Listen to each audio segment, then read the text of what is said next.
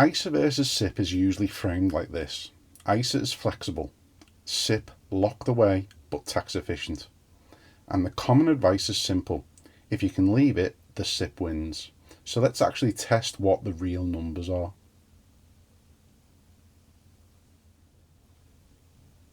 For this setup comparison to make it easier to follow, we'll invest £100 a month for 5 years with an annual growth rate of 5% fixed. This is assuming a basic rate taxpayer in the UK. So £100 a month goes in from your net pay. There's no tax relief and no moving parts. After 5 years, £6,816. Simple, clean, accessible anytime. With the SIPP, it's the same £100 that goes in, but it's boosted by the tax relief. So that £100 a month becomes £125 invested per month. Now, depending on the provider, it may take a month or two before the extra 25 shows up in the account. It has the same growth and the same time frame. But after 60 months, the pot size is £8,520. Where the difference lies is that this pot is not tax-free. So if we apply standard withdrawal rules, the first 25% will be tax-free, and then the remaining 75% tax is at 20%. That equates to a final value of £7,242.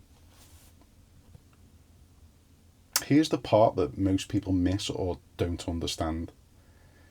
If you tax the entire SIPP pot on exit, it would basically match the ISA precisely. So what changes the outcome? It's the 25% tax-free portion of the pension. That alone creates a structural uplift the ISA cannot replicate. And once you introduce a more efficient withdrawal planning later in life, that gap can widen further. This moves beyond investing into tax strategy. And that's where most people stop looking or paying attention. So as you can see, the SIPP has a difference of £426. While that might not seem huge over 5 years, it's the direction that matters. Because this is just the early phase of compounding.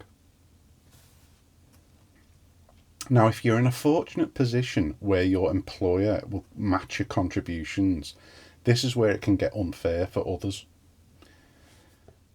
Your employer adds money on top, and that's not tax efficiency, that's free capital entering your portfolio. And free capital compounding over time is one of the strongest forces in investing. So it's not really ISA versus SIPP.